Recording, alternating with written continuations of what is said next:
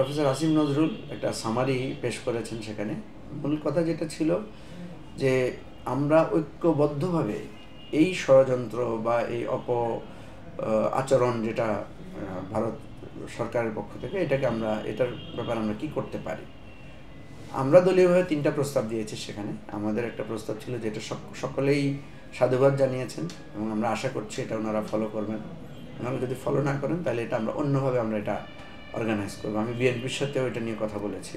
বিএনপির নেতা আমির খসরু মাহমুদ চৌধুরীর সাথে আমার এটা নিয়ে আলোচনা হয়েছে। আমরা বলেছি যে একদিন একটা নির্দিষ্ট সময় নির্ধারণ করে বাংলাদেশের সকল শ্রেণী পেশা, দলীয়, নির্দলীয়, ধর্মীয়, সকল ধর্মের, সকল চিন্তার, সকল স্তরের মানুষরা আমরা একটা দিন প্রোটেস্ট আকারে আমরা একটা সময়ের জন্য আমরা দাঁড়াতে পারি কিনা রাস্তায়, কোনো আলাদাভাবে কোথাও না। যার যেখানে অফিস সে তার নিচে এসে দাঁড়াবে, যার যেখানে বাসা সে বাসা থেকে নিচে এসে দাঁড়াবে, যে মসজিদে থাকবে, যে মন্দিরে থাকবে, যে প্যাগোডায় থাকবে, যে হসপিটালে থাকবে, যার সুস্থ যতটুকু সম্ভব, যে কারখানায় থাকবে সে শ্রমিক। আমাদের রাজনৈতিক দল, আমরা যারা আমাদের দলের অফিসের সামনে সবাই জাতীয় পতাকা হাতে, আর এক হাতে থাকবে যে উই আর ইউনাইটেড, আমরা ঐক্যবদ্ধ, আর এক হাতে থাকবে আমাদের জাতীয় পতাকা। এই দুটো সিম্বলিক ইউনিটি আমরা সারা বাংলাদেশে, ইভেন সারা পৃথিবীতে যেখানে বাংলাদেশি আছে, একই সময়ে ওই সময়েও তারাও সেখানে একটা প্রোটেস্ট করতে পারে কিনা। তাহলে দেখা যাবে যে টোটাল বাংলাদেশের একটা প্রোটেস্ট আমরা ইউনাইটেডলি করতে পারবো। আমাদের এই প্রস্তাবটাকে আরও বিভিন্ন রাজনৈতিক দল সমর্থন জানিয়েছেন। সরকার যদি উদ্যোগটা নেয় তাহলে এটার ব্যাপ্তিটা বেশি থাকে। সরকার যদি উদ্যোগ না নেয় তাহলে আমরা চিন্তা করছি আমরা রাজনৈতিক দলগুলো আলাপ আলোচনা করে আমরা এই ধরনের একটা উদ্যোগ নেব। দ্বিতীয় যেটা আমরা প্রস্তাব দিয়েছি সেটা হচ্ছে যে ষড়যন্ত্রটা হচ্ছে, আমরা অতীতেও দেখেছি যে বিভিন্ন মসজিদে হামলা করা হয়, মন্দিরে হামলা করা হয়, এবং এটা কিন্তু ধর্মীয় আবেগ থেকে না, এটা একটা ষড়যন্ত্র অংশ হিসেবে করা হয়, এটা একটা সাম্প্রদায়িক দাঙ্গা লাগানো যায়। সেজন্য আমরা বলেছি, আমরা অনেক সময় দেখেছি মন্দিরে যারা হামলা করছেন সে হয়তো আওয়ামী লীগের লোক, বা অনেক সময় দেখা গেছে হিন্দু লোকই সেটা একটা পাঞ্জাবি পায়জামা পরে এটা করছে। আবার মসজিদে এসে হামলা করছে, দেখা যাচ্ছে যে সেও অন্য ধর্মের লোক না, নিজ ধর্মের লোকেরাই হয়তো করছে, এটাকে একটা সাম্প্রদায়িক রূপ দেওয়ার জন্য।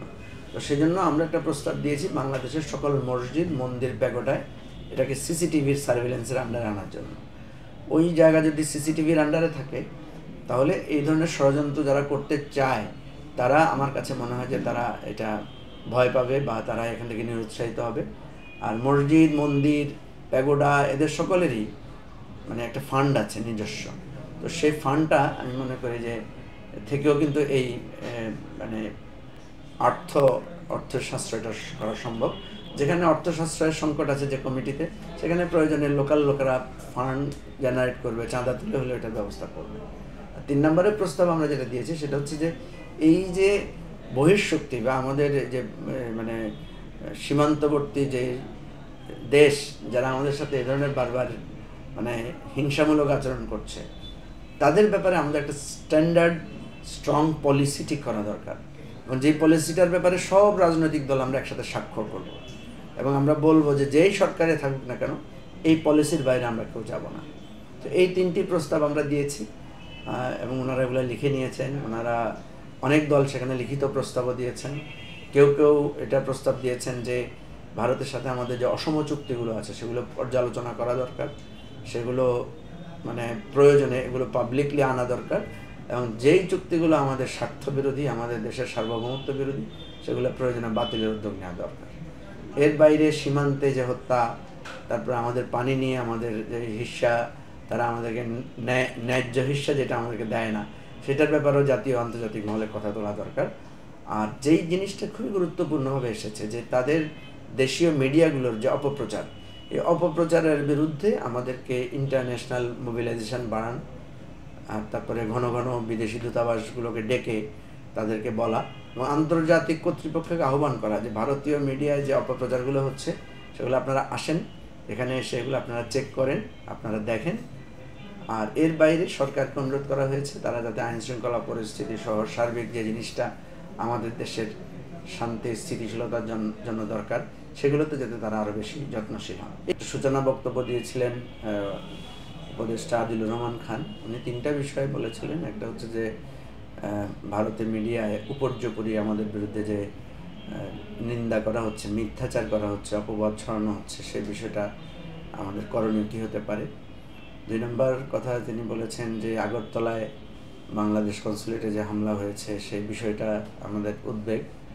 আর 3 নম্বর হচ্ছে যে ভারত সরকারের যে আচরণটা বাংলাদেশের ব্যাপারে, যে কূটনৈতিক যে সৌজন্যতা সেটা পরিপন্থী, বা এর পেছনে কোনো ষড়যন্ত্র আছে কিনা, এর পেছনে কোনো নানা দুরভিসন্ধি আছে কিনা, এই সমস্ত বিষয় আমাদের করণীয় কী হতে পারে। তো প্রফেসর ইউনূস সেখানে খুব সুন্দর বক্তব্য রেখেছেন সূচনা বক্তব্যে। এরপরে সকল রাজনৈতিক দলের প্রতিনিধিরা, বিশেষ করে প্রত্যেক দল থেকে একজন, বিভিন্ন জোট থেকে একজন দুজন করে সেখানে বক্তব্য রেখেছেন। পজিটিভ দিক যেটা, সেটা হচ্ছে একদম ডানপন্থী, বামপন্থী, ইসলামপন্থী, সেকুলার, জাতীয়তাবাদী সকল দলেরা, আর হচ্ছে সেখানে ছাত্রদের যে নতুন প্ল্যাটফর্ম যেটা হয়েছে নাগরিক কমিটি, ওরাও সেখানে ছিলেন।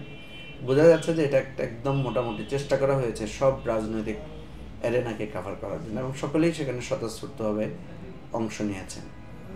প্রথম দিকে একটু বিশৃঙ্খলা ছিল, ম্যানেজমেন্টের একটু ত্রুটি ছিল, পরে তারা সেটাকে সারিয়ে নিয়েছেন। উপদেষ্টারা মনে করেছেন যে এটা হঠাৎ করে মিটিংটা আয়োজন করাতে একটু প্রস্তুতিগত ঘাটতি ছিল। গতকাল যে বৈঠকটা হয়েছে সেখানে আসলে সিদ্ধান্ত না, সেখানে ছিল একটা আলোচনা অনুষ্ঠান। সব দলের লোকেরা সেখানে তাদের মতামত ব্যক্ত করেছে এবং কিছু পরামর্শ দিয়েছে। সবচেয়ে সেখানে বড় যেটা, সেটা হচ্ছে যে সকলে মিলে যে একটা ইউনিটি তৈরি হওয়ার, সেটা সেখানে হয়েছে এবং সবাই প্রায় একই রকম বক্তব্য রেখেছে।